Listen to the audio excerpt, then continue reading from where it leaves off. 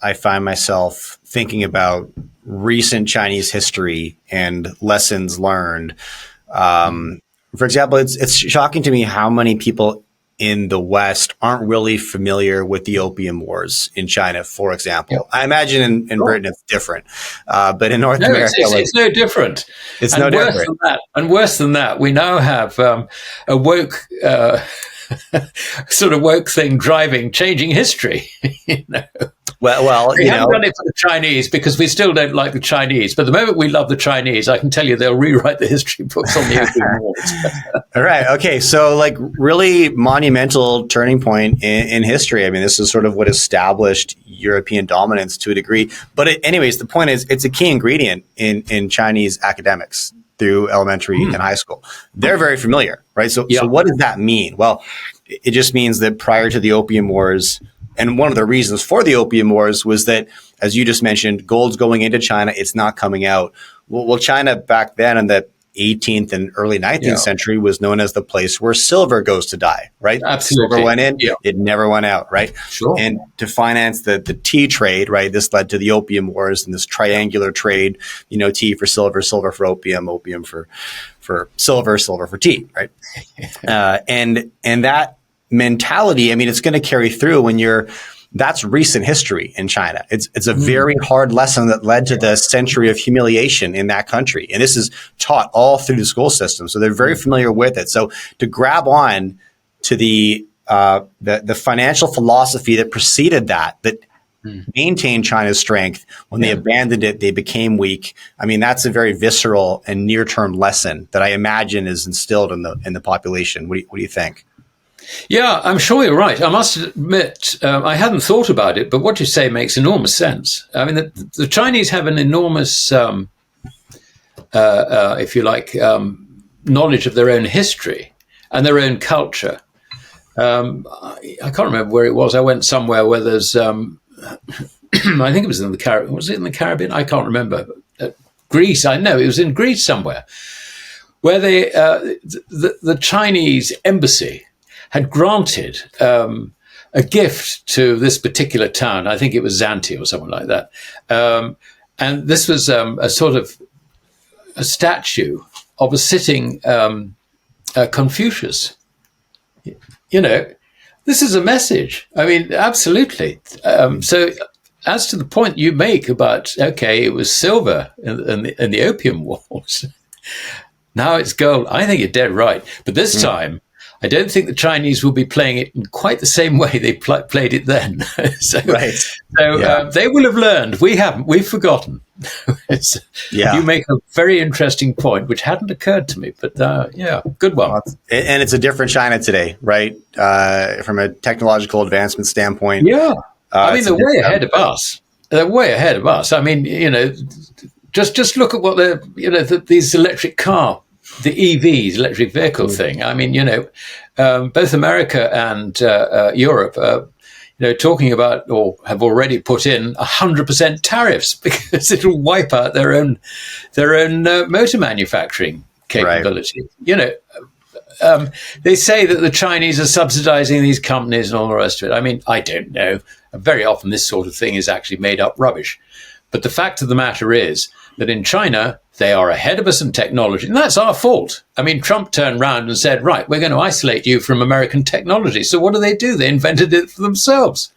Quick break here, guys. Today's episode is brought to you by Copernico Metals. Now, regular viewers of my channel will be familiar with the entrepreneur behind Copernico. His name is Ivan Bebek. Now, although a young man in this business, Ivan's already created tremendous value for his shareholders in the past, namely with Caden Resources, which he sold to Agnico Eagle, and Keegan Resources, which became a mine now owned by Galliano Gold.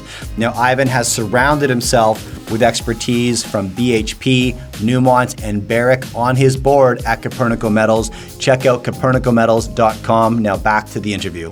They're way ahead of us technologically wise. I mean, they're lucky in the sense that they've had almost a sort of blank sheet of paper to start on. Whereas, you want to build a factory here. I mean, unless you're prepared to argue, about planning and all permission, all this, and government permissions, for literally a decade, forget it. You can go and build a factory in China or Southeast Asia in 18 months and have the thing actually producing. And this, in terms of cost of capital, is vitally important. We've lost our ability to compete with Southeast Asia and China in particular. It's as simple as that. And so when that occurs, you see tantrums being thrown like the tariffs. I'd love maybe to get your thoughts on the Trump tariffs, because from my perspective, it probably had zero to negative economic impact. It might have scored some local political points, and maybe that was the point. I don't know. But what's your take, Alistair, on the Trump tariffs? And do you expect, in the event of a second term for President Trump, that we see a resurgence? Yeah, well, I've seen people spinning it differently, but make no mistake, tariffs are a tax on your own people. It's actually as simple as that. Now, what it'll do is it'll put up prices. That wouldn't matter if it wasn't for the fact that the way in which the government and the Fed operate is that, if you want to buy this, then they'll provide the credit for you to do it one way or the other, because if they deny you the credit, the economy goes down and all this sort of stuff. They will finance it. So the result is that, prices rise. And if the general level of prices is rising, then basically, you put it another way, the purchasing power of your currency is falling. And so on that basis, there is an inflationary push, if you like, from tariffs nowadays. It's very, very different, perhaps, from when the Fordney-McCumber Act came in, I think it was 1921. In those days, they didn't just print money in order to finance consumption, stimulate demand.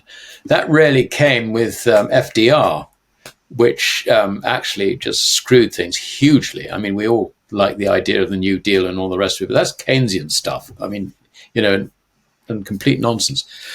The other thing about it is that there is a twin deficit syndrome.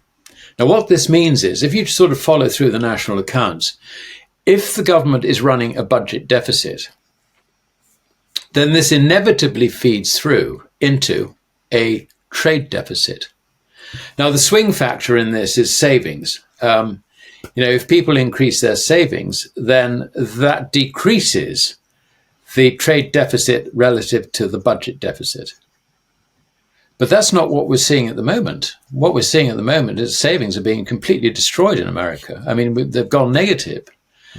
So, we're looking this year, I guess, in the year ending at the end of this month, we've probably got a budget deficit of what? I mean, realistically, it's probably 2.4 to 2.5 trillion, something like that. Yeah. That gets reflected pretty much in the budget deficit. Put in the downturn in savings, and it's going to be at least as bad. So, if that's the source of your trade deficit, then putting in tariffs is not going to change anything. It really isn't. I mean, if you're selective against China, then the imports will come from somewhere else. Or the other thing that happens is that, you may not import goods, but you might import services, in the form of tourism, whatever. So, one way or the other, it's actually a catastrophic policy. It's not going to do anything. It is protectionist against for US industry, which basically means that US industry will become less and less competitive on the world stage. And that doesn't do anyone any good at all.